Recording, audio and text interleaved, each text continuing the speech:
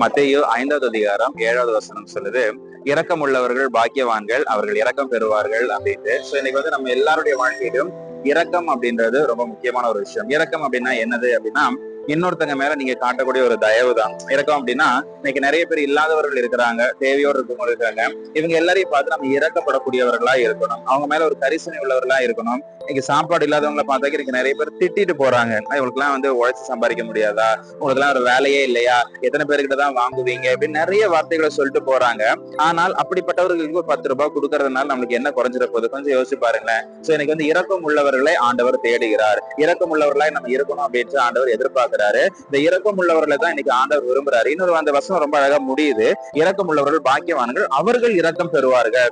இதான் வந்து சீக்ரெட். என்ன அப்படின்னா, இன்னைக்கு நம்ம ஒருத்தங்க மேல இரக்கம் பாராட்டும் போது, நம்ம வந்து யாரோ ஒருத்தங்க நம்ம கிட்ட காசு கேட்கறாங்க, யாரோ வந்து பிச்சை எடுக்கிறாங்க, யாரோ வந்து சாப்பாடுக்கு வழி இல்லைன்னு கேட்கும்போது நீங்க அவங்க மேல இரக்கம் பாராட்டும் போதுதான் உங்களுக்கு இன்னொருத்தங்க கிட்ட இருந்து இரக்கம் கிடைக்கும். எப்படிங்க, எனக்கு இன்னும் நான் தான் நல்ல சம்பூர்ணமா இருக்கிறேன்னு, எனக்கு தான் நல்ல வேலை இருக்குது, நல்ல சம்பளம் கிடைக்குது, நல்லா இருக்கிறேன், அப்புறமேட்டு எப்படி அப்படின்னா நமக்கு என்னதான் நல்ல சம்பளம் இருந்தாலும், நல்ல சாட்டிஸ்ஃபைடா இருந்தாலும் நம்மளை ஏமாத்தக்கூடியவங்கன்னு ஒரு டீம் இருப்பாங்க, நம்மள வந்து கஷ்டப்படுத்தக்கூடியவங்க, நம்மள வந்து பயன்படுத்தக்கூடியவங்க அப்படின்னு ஒரு டீம் இருப்பாங்க. சோ இவங்க கிட்ட இருந்து நம்ம வந்து காப்பாற்றப்படணும் அப்படின்னா நம்ம இரக்கம் உள்ளவர்களா இருக்கணும். அப்ப நான் இரக்கம் உள்ளவர்களா இருக்கும்போது எனக்கு இரக்கம் கிடைக்கும். எங்க கிடைக்கும்? என்னுடைய ஹையர் அத்தாரிட்டி கிடைக்கும். ரொம்ப வருஷமா எனக்கு ப்ரொமோஷன் கிடைக்காமலே இருக்குது அப்படிங்கும்போது நீங்க இன்னொருத்தங்க மேல இரக்கம் உள்ளவர்களா இருந்தீங்க அப்படின்னா உங்களுக்கும் இரக்கம் கிடைக்கும், உங்களுக்கு ப்ரொமோஷன் சீக்கிரம் கிடைக்கும், உங்களோட இன்கிரிமெண்ட் சீக்கிரம் கிடைக்கும். உங்களை நேசிக்கக்கூடியவங்க நேசிச்சுட்டே இருப்பாங்க, உங்களை ஏமாத்த மாட்டாங்க. யாருமே உங்களை ஏமாற்றக்கூடிய ஒரு சூழ்நிலை உங்களுக்கு வரவே வராது. சோ இன்னைக்கு வந்து வசனம் சொல்ற மாதிரி நீங்க மற்றவங்க மேல இரக்கம் உள்ளவர்களா இருங்க.